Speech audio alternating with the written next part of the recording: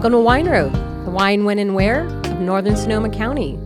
I'm your host, Marcy Gordon, with Beth Costa, Executive Director of the Wine Road. Thanks to Ron Rubin, we're able to keep our podcast rolling along. The financial support of River Road Family Vineyards and Winery allows us to keep recording, keep sipping wine, and keep sharing stories with our listeners.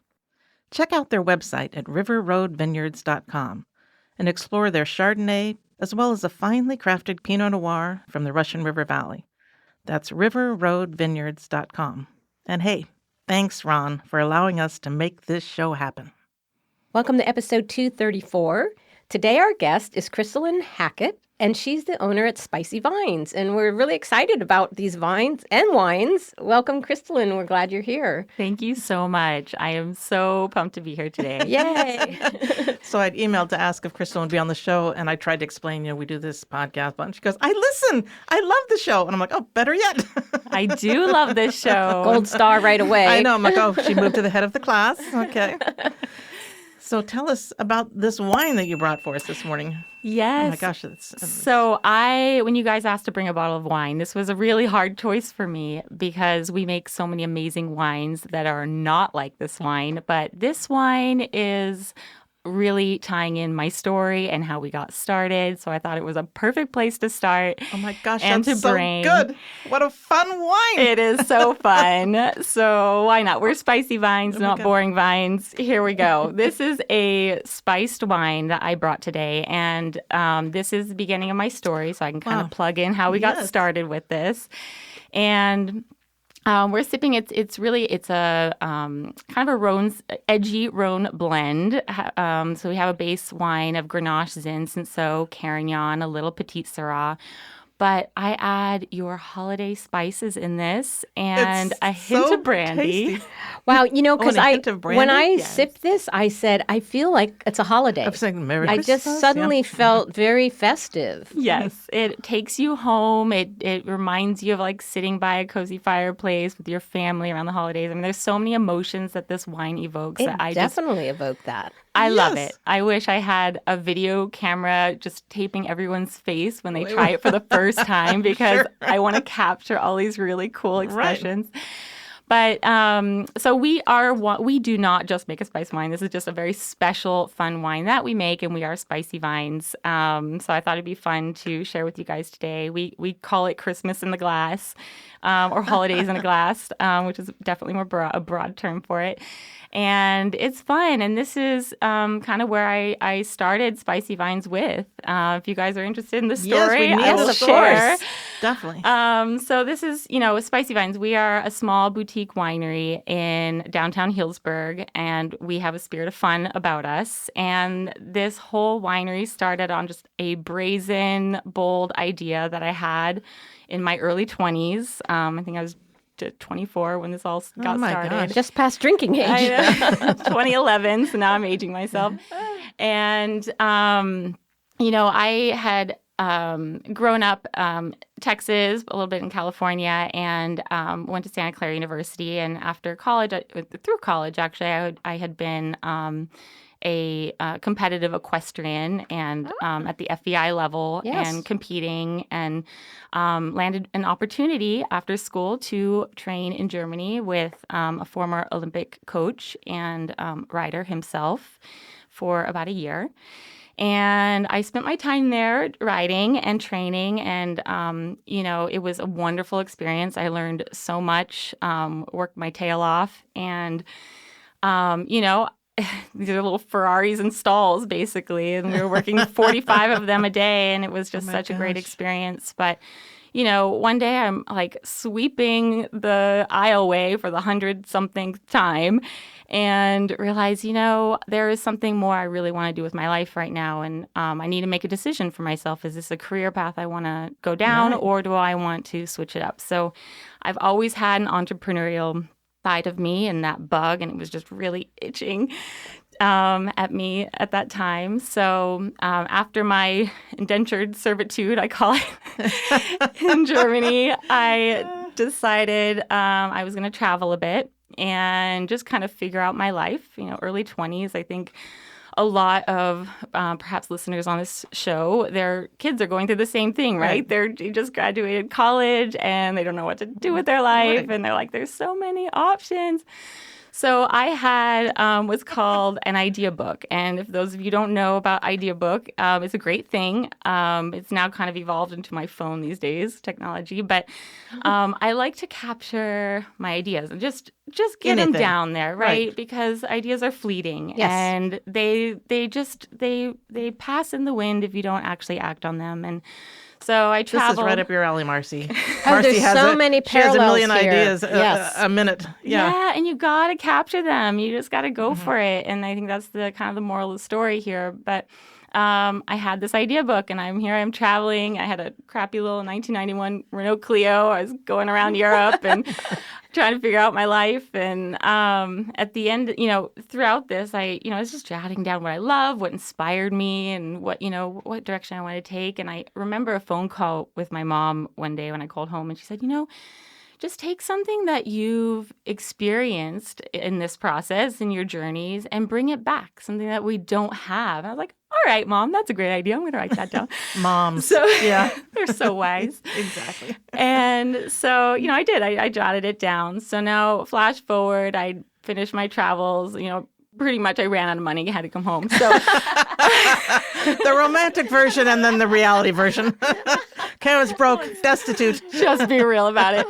So I did. I came home. I was, early 20s, living in San Francisco. It was a fun place to be. And we were just getting into the fall months, and I had, just a little cold, like change of seasons. I wasn't feeling that great. So I was like, you know what? There was this really cool wine I had when I lived in Germany, and it was warm and it was spicy, and I spiced it with brandy, and I think that will make me feel great. I'm just going to drink some. I'm going to fall asleep. I'm going to wake up, feel great, and be done with it. So I decided to make this thing, and it just everything that came out of the spice cabinet and the refrigerator, Palm Wonderful, everything went in it. And I tasted this, and I was like, this is actually really good. And my friend Anders was helping me at the time. So anyways, fell asleep, felt for the most part better the next day. Great the next day. You're like making homemade Robitussin. Yes, totally. Did have a bit of a hangover because we did a lot of taste testing. Well, you got to get perfected, process. Quality control. But I also woke up with an idea that I am going to put this in a bottle. This is so freaking good. I'm going to make it. And mind you, I know nothing about the wine industry. But if you know anything about me, I love to run with an idea. If I get something in my head, just watch out. I'm sorry. It could be a great idea. It could be a terrible one. I'm just going to run with it either way. So there we go. Wow. It took a year. And a year of really optimizing a formula. I had the National Food Laboratory in Livermore helped me out. I met Fred Nickel at Jackson Keys Winery. And he was because he does brandy, right? That's right. We had to have, I thought at the time, a winery that had a DSP license. Right. So that really narrowed down my options. And for the good graces of Fred, he's like, you're kind of crazy, but I like it, and I'm going to help you. So we got a first bottle produced, and we even had to work with TTB. I mean, so calling this a spiced wine, no one had ever done that before. What is it? So we really had to work with them to categorize what is a spiced wine, define that, and establish a legal name for it. So a grape wine with fruit and spices added to legally call our wine this. So we had our own little niche subcategory kind of carved out for us.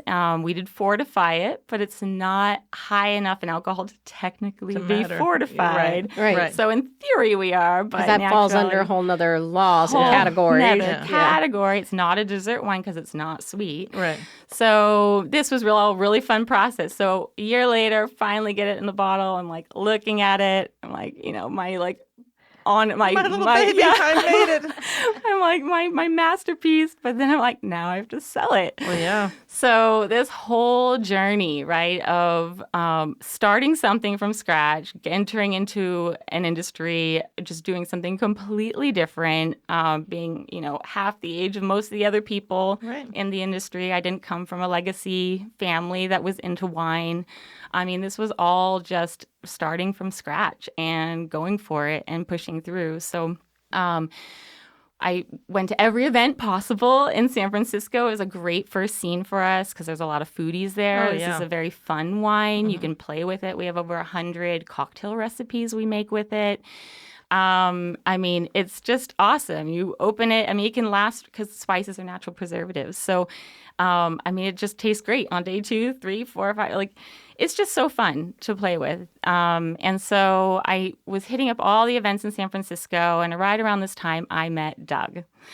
And Doug, for those of you that don't know us, he's my husband and now our winemaker extraordinaire and partner. And we have a beautiful daughter, Ellie. He's an artisan winemaker, and he came back from that background and just makes really, really beautiful wines. So I wanted to expand and making some awesome wines for our winery. And Doug and I it was a natural fit. We joined forces.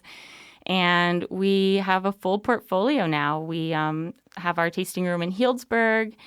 We found our location in 2015. Yeah, super cute tasting room right there on the strip there. Yeah, yes. Great location. It's an awesome location. And it was one of those things that it came available. And sometimes you just got to go for those opportunities right away. Start before you're ready. Just do it. And we had our natural first still wine to kind of roll out with was Zinfandel. I mean, we're spicy vines. Yes, makes sense, right. And Doug's Zins freaking rock. So it was just perfect. So we expanded our portfolio. We opened our tasting room in April of 2016. And we've been making some just killer wines since. And we've kept this really fun vibe about us. That's where we started. But we have the serious wines behind us. And that really is all thanks to Doug because his wines are amazing. So we do focus more on big reds. And though we never intended to be a rosé house, but our rosé is just crushing it. The polar opposite here of these spicy wines. Everyone loves the rosé, but everything. I mean, so we've got Zinfandel, Syrah. We have an edge red blend, which is actually the base for the Zin, which is that Zin, Grenache, Cinsault, Carignan, Petite Syrah blend. We work with a lot of high elevation fruit and old vine fruit. So high elevation, we've got some big cabs, Petit Verdot, Cab Franc. And in terms of the whites, we've discontinued our Chardonnay, and we're actually rolling out now with Chenin Blanc and Semillon, something a little bit more on brand for us, yes, different also and fun. Right on trend. Yes. So excited for those. And of course, the rosé that I mentioned. So we have a really nice mix, and our space is fun. Like, so you come into our tasting room, it feels, I mean, the energy, the vibe. We've got live music every Saturday from 2 to 6. It's got a real lounge feel, and you got the little patio out. Because I remember the tasting room it used to be, and but I've been in there. I guess it was during one of the events, Wine Road events, and it was just like it's got great energy, and people. It's just a happy place. It is. You feel it. Yes, and we hear that all the time, which I love.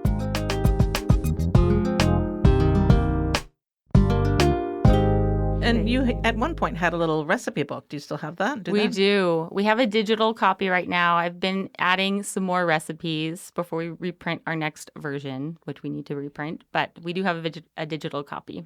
So little cocktails to make with this. Yes. Yeah. And we have it. We serve them in our tasting room. Right. Our tasting room has not only just the wines. You can do a flight. You can come in, hang out, grab a couch, order a glass or a bottle of wine, listen to music. But we've got the cocktails. We've got, there's always one member in a large group that wants just some beer. So we've got beer on draft.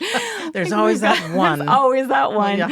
So we've got some really fun stuff like that in the tasting room as well. It's all really inspired by the wine. And when I was developing this wine, I took the idea of a spice wine, but this was my California version of it. So I wanted a really high quality wine That's as a the thing. base. It's better wine. It's better. Yes, that's it's the not thing. just throw your crap wine. Well, yeah, Yeah. that's what I think I end up having. People do mulled wine, it's in the crock pot, and you're like, no, that really, This is a really nice, even the brandy that we use is such a nice brandy, such a nice wine. And we just enhance it. It makes it really fun, really different. I wanted it to be a California elevated experience and just a completely different approach to this type of product, which is a century-old wine. People have been doing this for centuries. The discipline needed to be an equestrian probably served you well in this because that is of Olympic sports, that's probably one of the most regimented and difficult. And, you're working in harmony with an animal. You're working in harmony with grapes. I mean, it seems like maybe it was this wild idea, but from me looking at this, I said, wow, you really were teed up because you have to have a lot of discipline. You have to have a lot of understanding of all these dynamics to be an equestrian. I don't know what discipline you rode, but be it, dressage or show jumping, there's no time for thought wavering. You have to be very focused. Committed. Yes. So I think that's served you really well. It's funny because I tell everybody I learned so much from horses. I mean, life skills, and like anything in life, I think if you especially in that sport in particular, you're working with another animal. Right. 99% of the time it's right or error because you didn't anticipate, properly. You didn't. So it's very humbling. It's, you learn a lot about yourself, how to control your emotions. You have to have a good work ethic because, you're taking care of another being, right? So I do equate a lot of my life lessons to horses. I love it. And now you're taking care of a little 3-year-old, right? I know. I know. When Chrystalyn walked in, I thought, oh my God, I remember when you were A pregnant. little filly. And now we're moving right along, a 3-year-old. She's wonderful. Yes, Ellie. So she just turned 3, and she's just such a little spark, and really enjoying this season of my life, right? Of being a mom and balancing that with work. And actually, I feel like I've been a better entrepreneur because I'm a mom. I think that there's been such a great symbiotic relationship here and learning to grow in different ways. And it's just been wonderful. I love it. So when people do come into Healdsburg and they want to pop by your tasting room, do they need a reservation? And what are the tasting fees? And how does it all work if I want to cruise in? Yeah, perfect. So we recommend reservations, especially on Saturdays, because we do get very busy with our live music. We have great musicians that we're rolling in and out of our tasting room every week. But walk-ins are welcome. If there's a space, we will make it for you. Right. And we're very inclusive and inviting, and just the energy is awesome. You can walk in. We are open from Thursday through Monday, noon to 6. And obviously Saturdays are fun because we've got the live music. Is music all day or just in the evening, or what's It's from 3 to 6. 3 to 6, okay. Yep. And it's just a great vibe. Come taste our wines. I mean, the wines are amazing. But if you're done tasting, or if there's someone else in your group that wants to do something different, we've got some wine cocktails and we've got food. Our charcuterie is amazing. So that's a lot to keep going. It is a lot. A lot of action. That's but a lot of action. You love it, and you can feel that. And so it makes it's work, but, No, when you're this enthusiastic about it, it's awesome. You definitely feel it, and I taste it, and I think it's awesome. And really, this is just cheers to you, always going to be your little baby. To I mean, be it really able to is amazing. Just pull this out of a hat idea and then pursue it. I mean, most people, they have a lot of ideas, but to go down that road and to make it happen have that, the focus is a rare thing. So I'm going to finish this glass. I usually don't finish the glasses, but is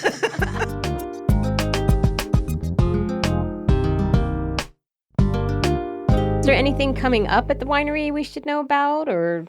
So like September, October. Yes. So we will have our harvest release party on September 6th, and we do these quarterly for our wine club members. But feel free to reach out if you'd like to participate. And we do our quarterly release parties. We come next spring. Once a year, we do bring people up to the winery. We actually make our wine on top of Pine Mountain, which is a very remote location up in Cloverdale. Yeah. So we don't usually invite people up, except for this one time every year. Nice. We do an event called A Taste of Pine Mountain, and that will be in April. And it's great. We have everyone meet at a shuttle on the bottom of the hill, and we drive them up because it's a 1-lane road, and you are going all the way to the top. We make wine in just a really cool rustic barn. There's no frills about it, but you have a wonderful view, kind of overlooking. It's a spectacular. It's its own little AVA now, isn't it? Is it Yes. Pine Mountain? Yeah. It is, and it's an up-and-coming AVA. It's definitely becoming a really hot AVA. I mean, the grapes up there are just incredible. And we couldn't be happier to make wine here. I mean, this is like Doug's happy place. It's a zen spot. Yeah. And he just wants to get away and focus on the wines. A good excuse. I have to leave. Yeah. I have to go to the winery. So definitely a very different experience than our tasting room. Our tasting room is where all the energy is at, and the music is playing, and people are coming. And so it's fun. We have both. It's impressive that this is such a low AVB. I know. I had to look at the bottle because it's so smooth and it's so but I thought, if all these wines and it's got brandy and blah blah blah, Yeah, but really it's like 13.6 or something. Yeah. It's super low. 13.2. It's the 13.2. lowest of a lot of our wines, actually. It's kind of phenomenal because I was like That is afraid to surprising. look. I'm like, what is this going to be? A real 15. hot wine, but it is not at all. Wow, that's amazing to be able to bring it in under that. Yes. Yeah, we wanted it to just be a very easy drinking wine. I mean, the brandy really is there for flavor. We add a very, very less than 1%, but a high proof, and it's just for flavor. That's all it is. That's just right. I find it fascinating. I mean, I am in love with it. I've really never had anything like I'm this. going to get... at this level, Right. because this is like a very, very high end, what you would consider a spiced wine. Yeah, fun wine. It's not from, it's not your grandfather's mead. Right. Or Yeah. Totally elevated. And, if you make something, you really, at least for us and for me, I've always wanted it to be the best I can possibly create and put out there. And, all of our wines that Doug is making, I mean, the Zins, the Old Vine Zin is just awesome. Our blends, the cabs, Syrah, I mean, all this stuff is just... we're not big. We produce 2,500 cases a year. We pretty much sell. That is very small. Yeah, we're small and we're boutique and we're family. I mean, you come to the tasting room. Declan is wonderful. He's our tasting room manager, and it's Doug's eldest son. So we are all in it. You're really getting the family experience, and you're tasting the quality because we're not mass producing. We're not distributing. You can only find us in Healdsburg and through our club, and we're it's our happy place. It's where we want to But be. you're on a couple of restaurant lists. I thought I've seen your wine somewhere. I don't know where it was, but I was like, oh, the Spicy Vines. Where was that? I saw that. Perhaps Spoon Bar. They're in town. They have our Zin. We do partner with some local restaurants. We'll just, work directly with them. And we love that because it's something that everyone else doesn't get, and they're getting something special. Right. Yeah.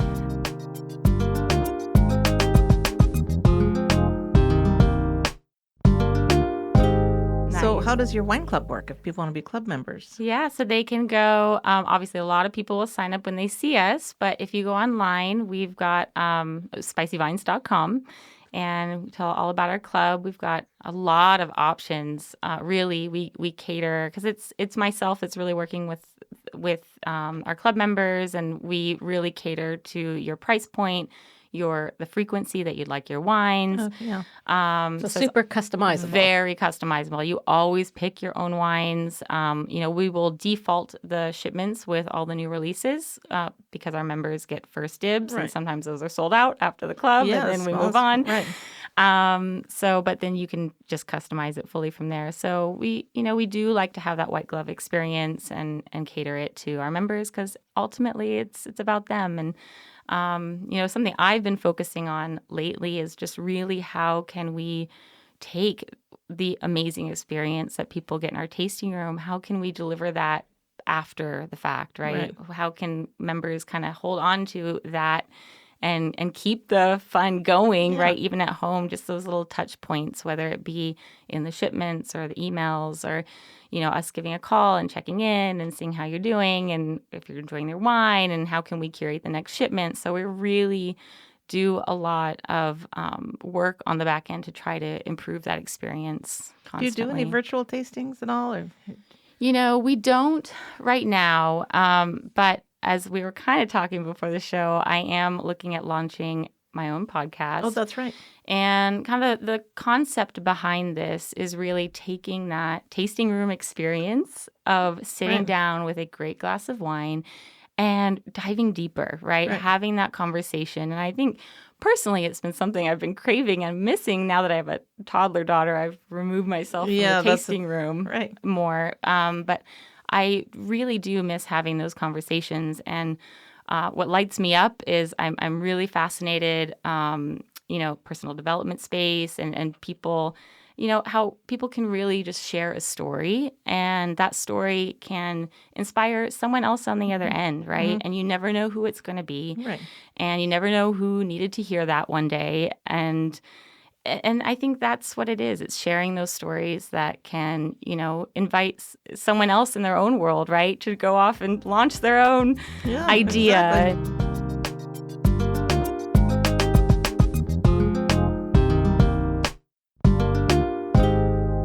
You should also tell people about the corks. Oh, yeah. Yes. I was so hoping we'd get a winning cork today. I think we got a winner no matter what. We got a winning guest. It worked out. Yes. You are the winning cork. Yeah. Well, this is one of those fun ideas we kind of ran with again. Everyone's like, okay, Chrystalyn, there she goes with her ideas again. So we do have winning corks in our bottles. What percentage? I don't know because we just pop them in the hopper. But if you pop open a bottle of wine, it'll either say, keep it spicy, and those are our generic corks, or it'll say, hey, spicy, you're a winner. And then it will prompt you to text a really fun photo with your cork to us, to me. I will be on the other receiving end of that. And then we send out, some fun swag and whatever maybe. It's kind of, everything's different depending. How fun is that? Yeah. It's super cute. It's I love the it. golden ticket wine cork. Yeah. I love it. Yeah. So we do try to keep it fun, keep it spicy. It's our name. It's who we are. It's where we came from. And, we're all about it. So that's what I got today. I got the keep it spicy. So, yep. Okay. I do my best. You always do. It's hard. So, Chrystalyn, the best way for people to reach you is through your website, or we'll put those in the show notes. It's spicyvines.com. That's it. Okay, spicyvines.com. We'll put that in the show notes. And what do you have any parting words, Beth? Yes, I always have parting words. So I thought, once again, I want to mention lodging because, if you are coming to visit, I thought at each show we're going to mention one of our lodging members. So one of my favorites is the Gables Inn, which is a beautiful bed and breakfast just sort of on the south side of Santa Rosa. It's really close to town, to Santa Rosa, but it's so surrounded by vineyards and pasture land that you feel like you are absolutely out in the country. It's really beautiful. Larry and Pam Willis are the owners and innkeepers, and I swear to you, they know every person in the wine business. So if you go there, they can absolutely help you curate your little itinerary for, your stay. Great place to check out, and it is thegablesin.com. And then also today, tickets went on sale for Wine and Food Affair. We have 50 wineries for the weekend. It's November 1st and 2nd. And if you use the promo code, one word, Wine Road Podcast, write it in as one word, once again. No spaces. No spaces. You save $20 on your tickets, $20 per ticket. So again, Wine and Food Affair, November 1st and 2nd. It's a whole weekend of wine and food pairing. The premier event of the year. The premier event. And so I don't remember the last time we also did our little mystery winery. What winery are we at today? But I just thought I'd mention that a couple weeks ago, I met up with some podcast listeners who were here from Washington, D.C. It was super fun. So if you're listening, Beth and Eric, hello. So Beth was the first person to identify the where am I when I had describe my visit to Frick Winery. So that was super cool. And she won for being the first person to get back to me a Wine Road picnic blanket, which is really nice. That's great. I keep mine in the trunk of my car. Love those listeners. Yeah. And I'd let Bill Frick know. He thought it was cool that somebody could figure out who he was from just my whole description. Your clues are hard. Yeah. So anyway, that's all I got going. Wine and Food Affair. Check it out. All right. Well, Chrystalyn, it's such a pleasure to have you. Thank you for bringing this wine. I'm really... This was great. It's what a so great way to start. unexpected for me. And I love it because the wine is there and you can tell that blend. I keep picking out each different one, and I really, really appreciate what you've done. And thank you for coming. We'll put you in the show notes. Everybody check out Spicy Vines. Pull that cork. Yeah, exactly. See if you're a winner. And cheers to you. Keep it spicy. Thank you for being here. Thank you so much. This has been such a pleasure. Cheers.